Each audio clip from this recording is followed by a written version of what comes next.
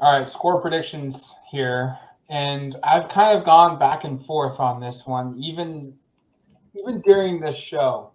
I've gone back and forth on just how big of a margin of victory I think Oregon has in this win. Um, I think Stanford is going to put up yards. I think they are going to be a team that will move the football against the Oregon defense. That being said, I think Oregon's defense never really breaks. They don't really give up the home run play. They don't really give up the 40-yard gain against Stanford. They make Stanford go the length of the football field, much like they did against Arizona. And I think ultimately that is what helps Oregon get some of these turnovers. I have them with 3 turnovers in this game. I think some of those are going to be, killer turnovers that take points off the board from Stanford's offense. So they don't score as much as they probably should.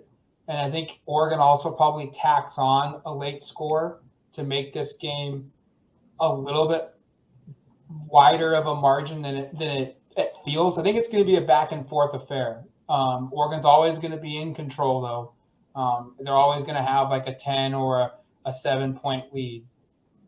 But I think Oregon is going to win this game 42-24. It's a high scoring game. It's really high. I think the total is 58, and I'm predicting this is going to be a 66 game. So I think some of that's because I don't think Oregon's going to be able to stop Stanford's passing attack consistently. They're going to give up some first downs that are going to be frustrating. I have Oregon winning. I have them winning pretty big. I actually just cut off I had a score beforehand that I've actually in my brain decided to change because I actually think it's going to be lower scoring. So I'm correcting for that. I originally had like 48-26. I'm going to now go 38-16. I think the more I think about this one, I can just envision this being a game where Stanford has a pretty hard time moving the football. I think Stanford is a lot better than people thought they were going to be going into the season. I don't think this version of Stanford is the same team we saw a couple weeks ago do what they did to USC, be pretty impressive in a road win over Vanderbilt. They're missing a lot of key pieces, and I think that catches up. On the flip side, Oregon, I haven't been overly impressed with they've played the last couple weeks, but they're getting a lot of the injured players back at positions that I thought were pretty glaring weaknesses. So I put that together, and I think Oregon wins by 3 scores. I say lower scoring because my sense is that this is one where I just don't think Stanford's offense is going to do quite as well as I had thought before. And a lot of it is because of this issue at running back for them.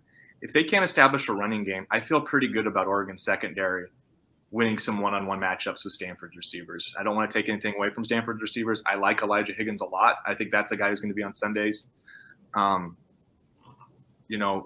Tremaine is really athletic around the goal line. He has 4 touchdowns and that leads the Pac-12. And a lot of those are just like jump balls.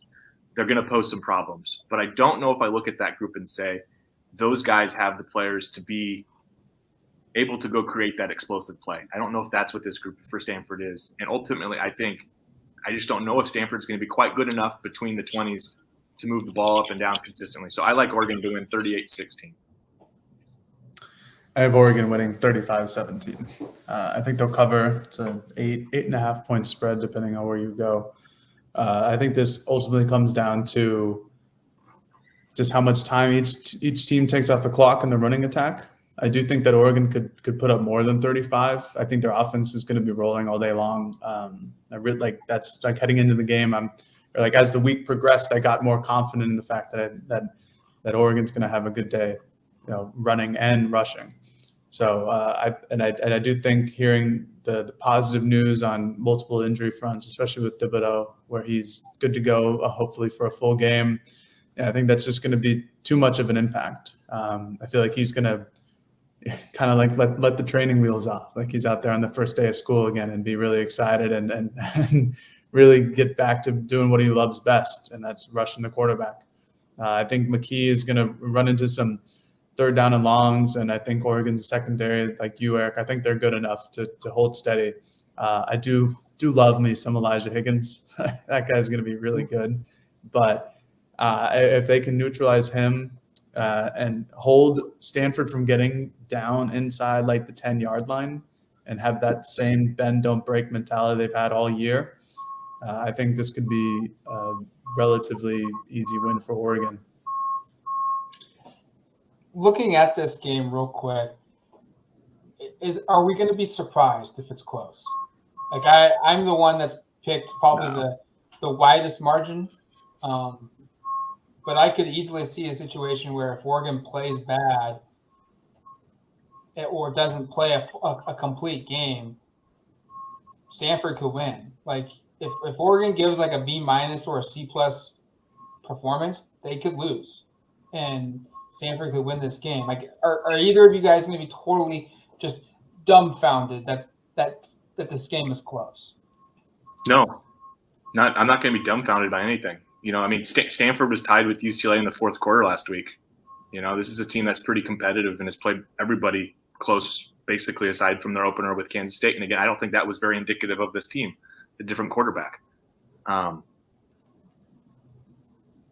I just think a lot of this is just responding to some of the injury stuff that we're kind of become more aware of as the week goes on. The start of the week, you don't know how much of that stuff is going to carry through. And it seems like just talking with some people that there's probably more pessimism about some of these guys coming back for Stanford than I had thought originally. And then again, I really do think there's something to the Rod Gilmore thing of just like I just think they're going to put the pedal to the metal the whole way. And so I'm expecting a dominant win, but sure. I mean, the last couple of weeks for Oregon, I would expected dominating wins, and I predicted really lopsided wins, and they got pretty close to what I predicted both weeks. But there was certainly points in the game where it was a lot closer than anybody would have liked, I think. I think this is one of those games where I expect it to be close.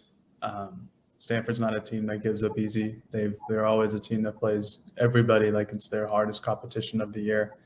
I think that their glaring holes, especially on their defensive line, are exactly Oregon's strengths. So I think even if Oregon runs like a C+, B- game, I think they can still just run the ball to death and give themselves a great opportunity to win. Could I foresee a scenario where Oregon loses? I can. I think it would have to be a lot of bad things on the same day.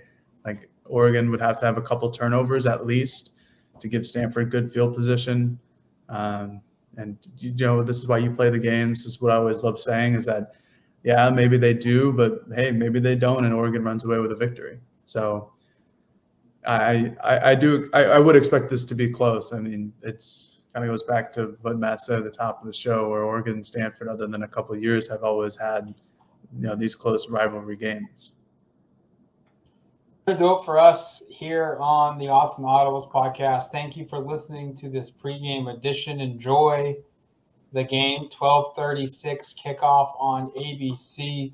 All three of us will be at this game, and the next time that you hear from us on the podcast, it'll be the recap show. And I think, look, we're not supposed to root for teams, but I think it's in our best interest if Oregon keeps winning, because I can tell you right now, the listenership is through the roof. The amount of people that are subscribing to duckterritory.com is at an all-time high, and we don't want that to go away. And so I think for us, it's probably best interest if Oregon wins, but regardless, we will be covering this game top to bottom. We'll have full recap, full coverage of Oregon at Stanford on duckterritory.com, as well as here on the podcast Odds and Audibles. So until the post-game edition, you've been listening to the Odds and Audibles podcast. Talk to you later, folks. Peace.